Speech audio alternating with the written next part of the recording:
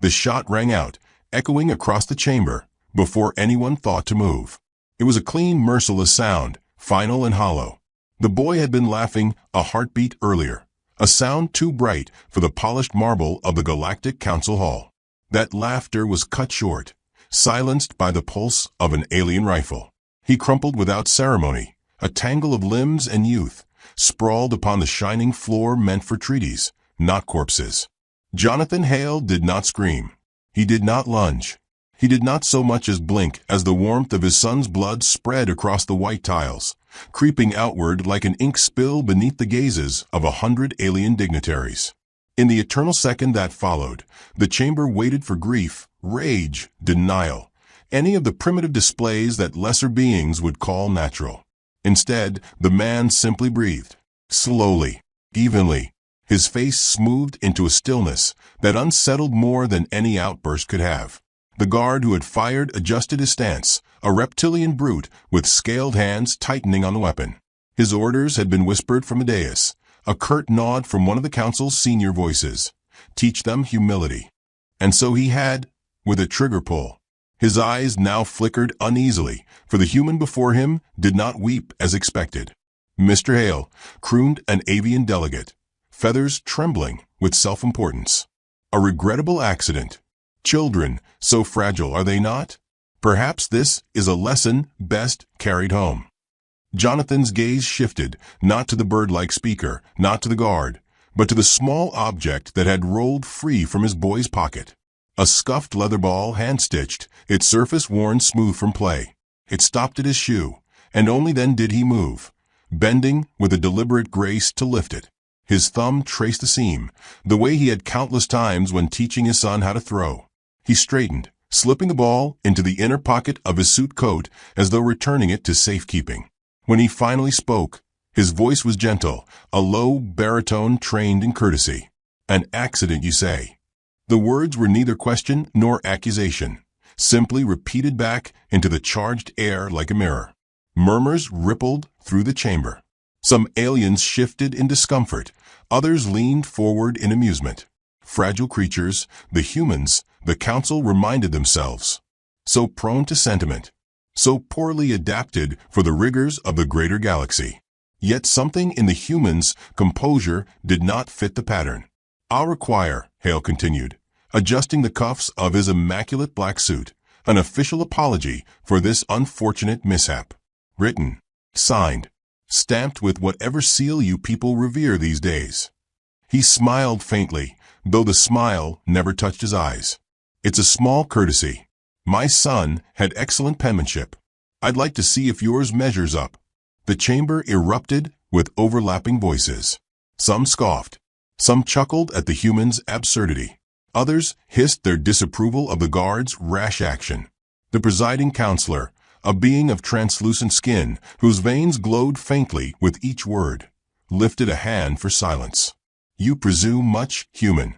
This council is not subject to the demands of primitives. You came here to beg for a place among the stars, and now you stand here issuing ultimatums. Jonathan tilted his head, considering the words as though tasting a wine before swallowing.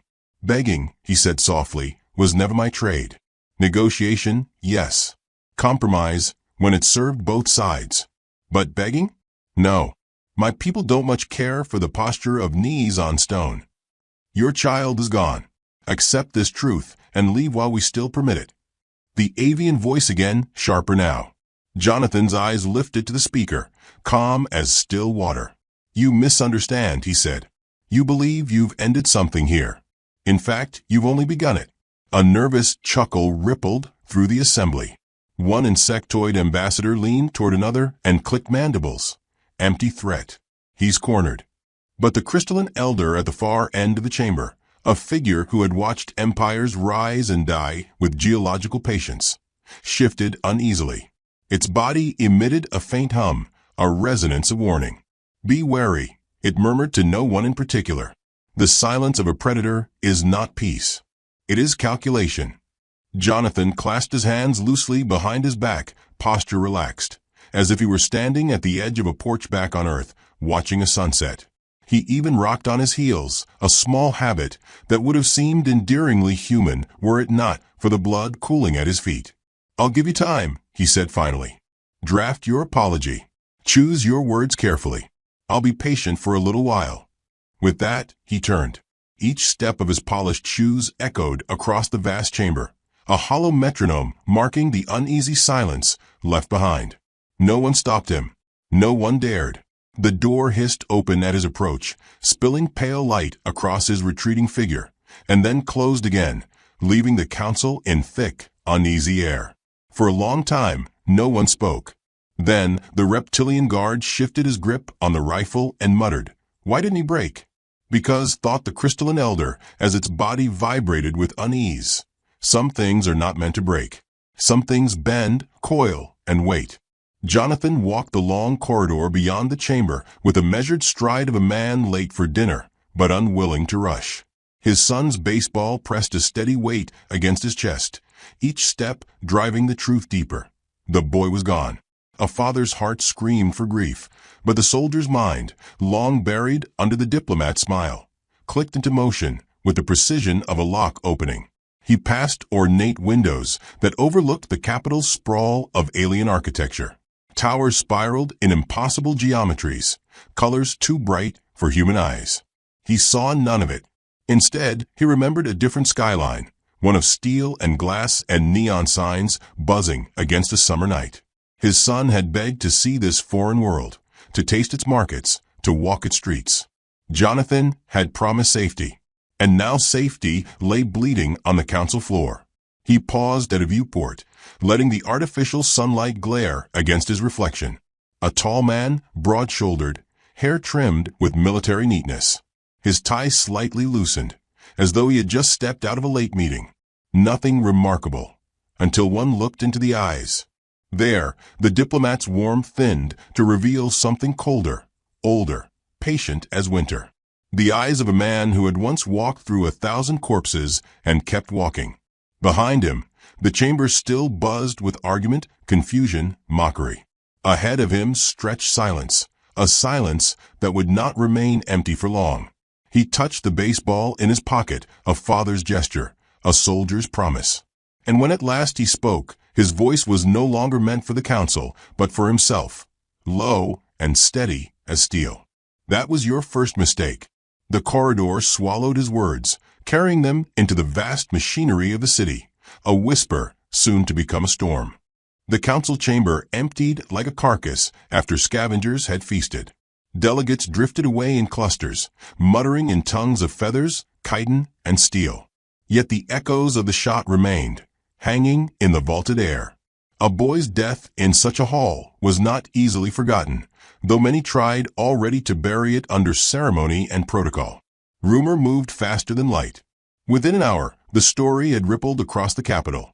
A human child felled by council order or accident or provocation, depending on which whisper one chose to believe. By the second hour, taverns buzzed with theories. By the third, entire species debated what the curious ape from Seoul would do next. Some laughed over their drinks. Certain humans would fold, grovel, or flee. Others remembered fragments of old reports, battlefields smoldering on fringe worlds where human soldiers had once left their mark. In the private quarters of the council's avian delegate, a gaggle of lesser officials preened and cawed in nervous delight. "Fragile things, these humans," one chirped, polishing the rings around his eyes. "They bruise with a touch, shatter with a glare. He will return to his planet humbled." A younger aide, feathers still mottled with youth, hesitated. But his face, when the boy fell, he did not break. He did not grieve. The elder ruffled his wings dismissively. That is their weakness, disguised as strength. They numb themselves, because true warriors would never carry grief in silence. It will consume him soon enough.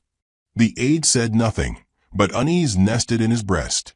Across the city, in a crystalline tower that sang faintly with every breeze, another conversation trembled through mineral tones. The crystalline elder, who had spoken in the chamber, now hummed low and sharp, a warning note. "We have stepped upon a fault line," it said to its kin. "The surface is smooth, but beneath is pressure enough to shatter worlds." Its kin resonated with skepticism. They are few. They are young. They are sentimental. Perhaps, the elder replied. But sentiment, when crushed, transmutes into vengeance. And vengeance is a stone rolling downhill. Meanwhile, in quieter quarters, Jonathan Hale sat at a simple desk provided for diplomatic guests. A lamp glowed overhead, casting amber across polished wood. Before him lay sheets of paper, real paper, fibers pressed and bound, a rare luxury in a galaxy of screens. He preferred the drag of pen on surface, the permanence of ink. Words committed in such a way carried weight. He wrote not to the council, but to old names stored in memory. Each letter was brief, stripped to the bone. Each phrase coated with histories only the recipients would recall. Pick up the bat. Bring the choir. Light the porch. A casual observer would dismiss them as folksy metaphors, scraps of human idiom with no military relevance. But those who received them would know, mobilize the strike fleet, awaken the Black Ops choir regiment, ignite the contingency protocols hidden for decades. Jonathan paused, tapping his pen against the rim of his chip diner mug. The coffee had gone cold, bitter on his tongue, but he drank anyway. He stared at the baseball resting on the desk beside the lamp, its stitches stark in the light. His hand lingered over it, a father's instinct warring with a predator's patience.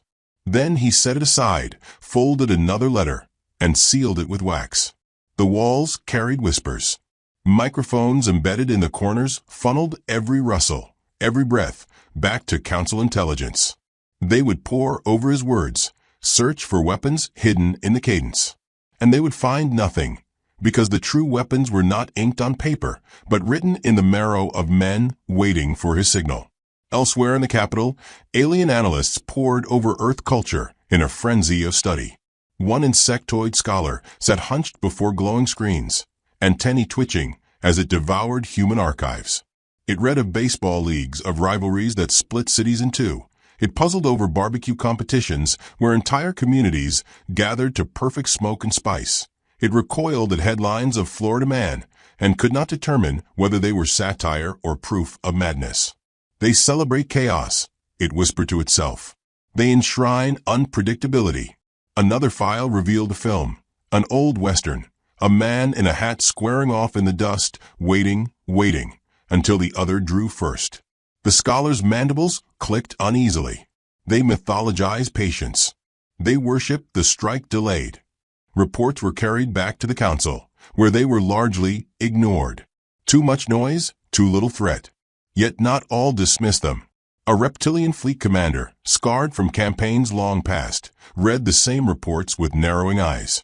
He remembered fighting humans once, decades ago, on a forgotten moon. They had fought not for territory, not for glory, but for each other. When cornered, they had smiled with bloody teeth, as though the very act of being pressed to the edge gave them strength. He had survived only because retreat had been ordered.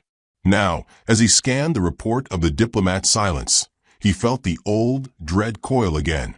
Back in his quarters, Jonathan rose and buttoned his jacket. The boy's death had carved something open inside him, but instead of spilling grief, it filled with clarity. He replayed the counselor's words in his mind, primitive, fragile, begging. The arrogance was almost artful in its blindness. They thought humanity an upstart child, barely worthy of notice. They had no idea they had placed their hands on the throat of a wolf and called it a lamb. That evening, he attended a reception hosted by the council. Chandeliers glowed above, alien delicacies lined tables. Laughter spilled across the hall. Diplomats of every shape and species mingled, pretending civility. Jonathan entered alone, nodded politely to those who met his eye, and drifted to the edge of the room where a bowl of salted nuts rested. He plucked a few, ate them casually, and sipped water from a glass too ornate for his taste. An insectoid delegate approached, all chittering mandibles and smug curiosity. "Mr. Hale," it rasped, "you are remarkably composed. Your people, do they not collapse under grief?" Jonathan chewed thoughtfully, swallowed, and offered the insect a peanut from the bowl. "Funny thing about collapse," he said. "Sometimes when a thing breaks, the pieces cut deeper than the hole ever did. Glass shard, you know. The insectoid stared, confused. Jonathan smiled warmly, as though sharing a harmless joke. He left the insect clutching the nut in silence, and moved on. By midnight, reports flowed through the Council's intelligence networks. Strange patterns in human communications. Signals bouncing between relay stations that should have been dormant. Outposts going dark without explanation. But when cross-referenced, the anomalies made no sense, forming no coherent strategy. Council analysts dismissed them as coincidence. Only the reptilian commander, reviewing the data alone in his quarters, recognized the shape of a net being cast. He remembered Earth idioms he had once studied. One came to mind now, chilling in its simplicity, waiting for the other shoe to drop. Meanwhile, Jonathan returned to his room, loosened his tie, and sat again at the desk. He read the last letter he had written, lips tightening at its brevity. Time to come home. It was not addressed to a person, but to something larger, older, a fleet held in reserve, a shadow arm of humanity never admitted to the Council. With a flick of his wrist, he sealed the letter and placed it beside the others. Soon, couriers would carry them outward, disguised in the normal traffic of diplomacy. Soon, silence would shift into movement. As he leaned back, exhaustion whispered at the edges of his mind. He closed his eyes and saw his son laughing, glove too large for his hand, running across a green field beneath an earth sky. The image burned, bright and fleeting. He opened his eyes again to the sterile walls of alien stone. The contrast was enough to stiffen his spine. The city outside slept, towers glittering under the light of artificial moons. Within those towers, voices rose in debate, in speculation, in arrogance. Some believed the human was broken. Others feared he was coiling. None could agree. And in the darkness of his quarters, Jonathan whispered a truth no one yet understood, a vow carried only by the cold air. You've mistaken my patience for peace. That's your second mistake. At that moment, on the farthest edge of the system, a human transmission slipped past Council filters. It carried no coordinates, no orders, no code. It carried only sound, a lullaby, sung by hundreds of voices in unison. The melody was gentle, almost tender, but its harmonies were disciplined, each note precise, as if rehearsed by soldiers rather than singers. The reptilian commander, listening alone in his quarters, felt his scales prickle. This is not a song, he muttered, dread sinking into his bones. This is formation. He looked to the stars beyond the viewport, and for the first time in years, he wished for retreat. The fleets move first. Arrogance always moves first. On the dawn after the lullaby slipped across the stars, the Galactic Council issued a decree to contain the humans. Contain, a word chosen to avoid the nakedness of destroy. It sounded clinical, measured, reasonable. Behind it was nothing but fear wearing a mask of superiority. Orders flashed across channels, summoning warships to human colonies along the frontier. The Council meant to make a spectacle of power, to remind the young species of its supposed place. Jonathan Hale read the decree in silence. He sat at the same desk where his letters still rested, though most had already been sent. He held the parchment between steady fingers, eyes scanning each line. When he finished, he folded the decree neatly, set it aside, and picked up his coffee mug. The drink was lukewarm, bitter. He drank it anyway. He knew what would happen next, not in vague speculation, but in the sharp precision of a man who had rehearsed 1,000 contingencies in the quiet corners of his mind. The fleets would converge. They would circle human colonies like wolves around sheep. They would expect pleas, perhaps a few token shots fired in defiance. They would expect weakness. They would not expect the trap. Beyond the Council's perception, humanity's ships had long been shadows at the edge of maps, humble and underestimated. Their hulls lacked the gleaming sophistication of Council craft. Their engines seemed crude. But Hale knew the truth. What looked like primitiveness was disguise. What seemed like slowness was restraint. Every bolt, every rivet, every line of code had been prepared for the inevitability of this day. In the crystalline tower, The elder hummed with rising unease as it felt the weight of the fleets leaving port. The ground trembles, it intoned. They believe they march across stone, yet it is glass beneath their feet. Its kin ignored the warning, celebrating the show of strength. They would regret the deafness. The first encounter came at Delta 9, a mining outpost orbiting a barren moon. 20 alien warships dropped from slipspace, surrounding the human station. The commander sent a broadcast: surrender your installations. Abandon your claim. Resist and be annihilated. No reply came. The warships advanced, energy cannons humming. But as they prepared to fire, something subtle shifted in the silence. A low tone, almost a hum, resonated through their comm systems. At first dismissed as interference, then noticed for its uncanny rhythm. A human voice followed, not raised in anger, but carried on melody. A hymn, sung in unison by unseen voices. The fleet faltered, and then the outpost's lights flared to life. From the barren moon's shadow, ships emerged. Not gleaming, not grand, angular, scarred, built for war, not for parade. They moved with terrifying coordination, as though each vessel were a finger of a single hand. Before the alien fleet could adjust, the trap closed. Missiles streaked in silence, carving arcs of fire through space. Electronic warfare blinded sensors. Human ships darted where they should not have been able to go, cutting lines, severing formations. The hymn never ceased, woven through the comms, haunting. The battle lasted 12 minutes. 12 minutes, and 20 council warships burned. The human losses numbered 2. The survivors fled into slipspace, carrying with them the horror of what they had seen. Humans did not fight like prey. They fought like predators, wearing patience as armor. The report arrived at the council chamber before the embers cooled. Delegates erupted in disbelief. Impossible. Fabrication. Trickery. But the reptilian commander, who had once fought humans, knew better. His scales prickled as he hissed, "It begins." That evening, the council held another session, a storm of voices colliding beneath vaulted ceilings. Jonathan Hale was there, seated with the poise of a man at a dinner party rather than a war council. He cracked a peanut between his fingers, chewed, and listened to their panic with polite detachment. "You are destabilizing the galaxy," cried an amphibious delegate. "Your kind must accept boundaries, or all will collapse." Jonathan dabbed his lips with a napkin, then set it aside. "Funny thing about boundaries," he said lightly. "Draw them too close, and people get jumpy. Step across them, though," he shrugged.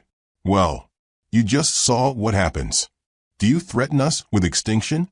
His eyes twinkled, but his voice remained smooth. "Oh no, extinction is such an ugly word. I prefer adjustment. My people are very good at adjusting." A nervous laugh rippled, though no one could tell if he had meant humor or warning. While the chamber argued, reports continued to flood in. Fleets vanished in sectors thought secure. Colonies fortified themselves, only to find human saboteurs already embedded in their systems.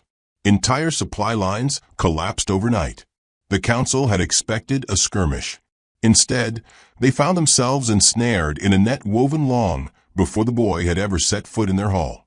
Jonathan knew they still did not understand. To them, war was theater, ships arrayed in grand formations, clashes of honor and spectacle. To humans, war was a hunt. It was ambush, deception, patience. He had taught this truth to enemies before, and now he would teach it again. On the third day, another fleet launched toward the Terran colony of Elysium 3, confident they would crush the settlement quickly. When they arrived, the colony appeared undefended. Fields stretched golden under twin suns. Children played in meadows. Farmers waved from their work. The fleet advanced, confused by the lack of resistance. Then the fields split open. Silos revealed missile arrays disguised as barns. The children were not children at all, but drones broadcasting false signals. The farmers' waves were decoys triggering hidden batteries. In a single moment, the pastoral calm became a battlefield. The human colonists, ordinary men and women with rifles older than the council's archives, fought with a fury that stunned the invaders. When the dust settled, Elysium, 3 still stood. The alien fleet did not. Jonathan received the report with a nod, as though nothing more than a grocery list had been read aloud. He sat at his desk once again, drafting notes in the same careful hand. "Politeness matters," he murmured, sealing each with wax. Even when declaring war. Back in the capital, fear began to fester. Markets wavered. Traders whispered of human sabotage. Entire sectors braced against shadows they could not find. And still the council quarreled, clinging to arrogance like a drowning man clings to a stone. Jonathan attended their sessions faithfully, listening more than speaking. When he did speak, it was with the same courteous tone that unsettled them more than fury ever could. "I asked for an apology," he reminded them one evening, voice soft as velvet. "You gave me a decree of containment. Perhaps you've misjudged the exchange." The crystalline elder trembled with resonance.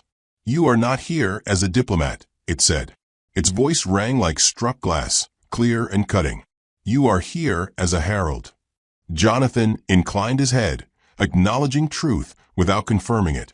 Across the galaxy, human fleets struck again and again. They did not seek territory. They sought humiliation, dismantling the Council's aura of invulnerability piece by piece.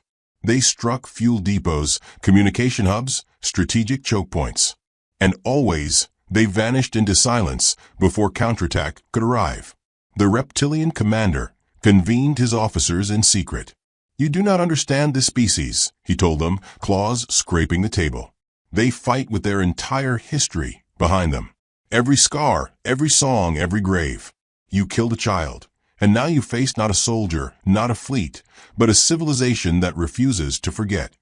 Meanwhile, Jonathan walked the marble corridors of the council palace, his polished shoes echoing with calm certainty. Guards watched him pass with unease, their hands twitching toward weapons. Yet he carried no visible threat, only the weight of inevitability. He paused once before a grand mural depicting the council's long reign, planets bending knee, species pledging loyalty. He studied it with faint amusement. "Funny thing about murals," he murmured. "They never age well when the walls come down." On the 7th day, the trap revealed its scale. Not a single battle, not a single colony, but across the breadth of council space, coordinated strikes erupted. Stations blinked out. Fleets were swallowed whole. Sleeper cells long thought assimilated rose in sudden violence. Humanity had not improvised this war. It had prepared it, cultivated it, waited with the patience of stone. The council realized too late. The human diplomat had not been caught off guard. They had been baited. In the council chamber, pandemonium reigned. Delegates shouted, demanded explanations, hurled accusations. Through it all, Jonathan sat at the edge of the dais, calm, sipping coffee from his chipped mug. He set it down carefully, adjusted his tie, and stood. "My friends," he said warmly, as if addressing neighbors at a town hall, "you've mistaken our courtesy for weakness. You've mistaken our smiles for surrender." But I'm afraid his eyes hardened, Diplomat's mask falling away for the briefest moment. "You've run out of mistakes." The chamber fell silent. For the first time, the council saw him not as a man, but as consequence given form. And then every display screen lit at once. Across the chamber walls, grainy feeds flickered into life. Alien fleets burning, council worlds falling, human banners rising. It was not the future. It was already happening. Jonathan's gaze swept the chamber, voice calm as ever. "I told you I would be patient. I never said I'd be merciful." The capital burned before the council could admit the word.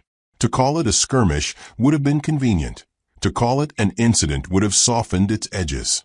But outside the palace walls, towers cracked in half under the pressure of orbital strikes, streets filled with smoke, and the proud skyline of the council's homeworld shuddered like glass under a hammer. Sirens moaned through alien avenues. The scents of ozone, ash, and blood mingled into something neither species nor stone could ignore.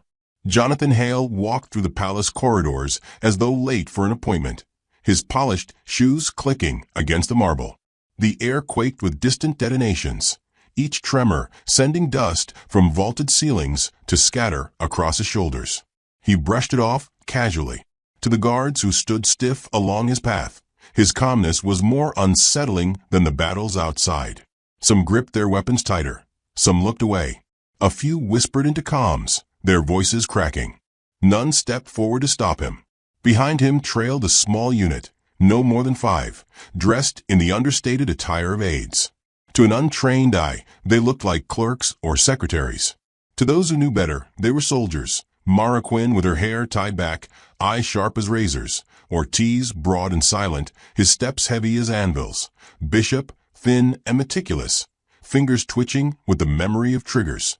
2 more shadows, who had once lived under 1,000 code names. They moved as if a corridor belonged to them, their presence woven into Hale's rhythm, quiet and inevitable. The council chamber lay ahead. Its doors loomed wide, etched with symbols of dominance, unity, eternity. Jonathan paused at the threshold, loosening his diaphragm, as if to breathe easier. He glanced back once at his team. No words passed between them, yet an understanding flared. There would be no return to diplomacy. He pushed the doors open. Inside, chaos reigned. Delegates screamed in their native tongues, their voices colliding like storms. Feathers flew, scales rattled. Crystalline bodies pulsed with agitated light. Holograms displayed fleets collapsing, colonies in flames, transmissions cut short by static. The galaxy's supposed center of order had unraveled into panic. And then they saw him, one man in a black suit, carrying the stillness of a storm's eye. The presiding counselor rose, translucent skin flickering with internal fire. You dare walk into this chamber while your people wage slaughter across the stars. Jonathan's reply was soft, almost courteous. I warned you I'd need time to draft my response. Consider the draft submitted. Guards moved first. For rushed forward, weapons raised. Jonathan did not signal, did not break stride. His aide stepped outward in fluid precision. Mara's blade whispered across the throat of one. Ortiz crushed another's weapon arm before driving him into the ground. Bishop shot twice, each bolt finding a heart. The 4th guard hesitated at the sight of his fellows falling, and Jonathan simply took his weapon from his hands with a polite nod, as if borrowing a pen. The chamber froze. Delegates who had ruled for centuries sat rigid, prey before the predator they had mistaken for lamb. You misunderstand the nature of mercy, Jonathan said, pacing to the center of the chamber. He set the confiscated rifle on the dais, as one might place an unwanted centerpiece. Mercy is not weakness. Mercy is a choice. You took from me the one soul who gave meaning to patience. So now I choose otherwise. The crystalline elder hummed, its resonance sharp as alarm bells. You were never a diplomat. You were always a blade. Jonathan turned to it, eyes cold as winter rivers. No, I was a father who wore the mask of diplomacy. You tore that mask away. What stands before you now is consequence. Ortiz and Bishop secured the chamber doors, sealing them shut. Outside, more explosions shook the city. Inside, Jonathan reached into his coat and drew forth the small, scuffed baseball. Its stitches glowed faintly under the chamber's artificial light. He rolled it across the council table, where it wobbled, bumped, and came to rest before the presiding counselor. This, Jonathan whispered, is your apology. The presiding counselor's glow flickered. You cannot undo the council with toys and threats. Jonathan's smile was almost kind. You still think this is about undoing? He raised his gaze to sweep the chamber. This is about unveiling. You have ruled through arrogance, convinced no one would dare challenge your order. We allowed that belief because it suited us. We smiled, we nodded, we learned your games. All the while we prepared. He gestured, and the chamber screen shifted from burning fleets to a new feed, the silhouette of a ship unlike any other, emerging from slipspace. Its hull was vast, its design brutal in simplicity. Along its flank, stenciled letters gleamed in human script. Mother of Vengeance. A ripple of dread passed through the council. The ship dwarfed anything in their registries, a vessel hidden beyond their maps, built in silence, birthed in secrecy. Its weapons arrays bristled like teeth, its hangars swarmed with smaller ships poised like claws. Jonathan's voice dropped to a hush. "We named her for what you created when you murdered my son. The mother of vengeance carries not just my grief, but the wrath of a species that remembers every slight carved into its bones." Outside, the ship unleashed its fury. Beams of white fire lanced downward, not upon civilians, but upon the bastions of Council military power. Orbital defenses crumbled in sheets of molten light. Command centers vanished in silence. In moments, the Council's greatest world became defenseless, its strength hollowed from within. Panic swept the delegates. Some begged, some cursed, some whispered prayers to gods who would not answer. Jonathan raised a hand, silencing them. "You believe yourselves wise," he said. "Yet you never studied us, not truly. You laughed at our chaos, our oddities, our songs, and our games. You saw only madness where there was strategy. You mocked our fragility while we sharpened it into steel. And when you killed a child to humble us, you invited a reckoning you cannot escape." Mara stepped forward, her blade glinting. "Say the word," she murmured. Jonathan shook his head. "Not yet." His gaze lingered on the counselors, weighing each one. "Slaughter here would be too simple. You must live long enough to witness your reigns collapse, to see every banner you raised torn down by hands you once called primitive." The crystalline elder trembled, shards vibrating in despair. "Then what are you if not conquerors?" Jonathan's eyes, hollow and burning, locked onto the elder's facets. "We are what comes after conquest. We are the hand that writes history in the silence of graves. We are humanity, and we do not beg." The chamber fell silent, but for the distant roar of the ship's bombardment. Jonathan pocketed the baseball again, its weight a reminder and a promise. He turned to leave, his aides falling into step. At the threshold, he paused. His voice carried across the chamber one last time. America had a phrase, "Don't poke the bear." You didn't just poke it. You set fire to its den. He stepped into the corridor, doors sealing behind him with a thunderous finality. Outside, the palace trembled under another strike. Above, the mother of vengeance loomed, her shadow cast across the world like judgment itself. And for the first time in recorded history, the Galactic Council sat in silence, not rulers, but condemned.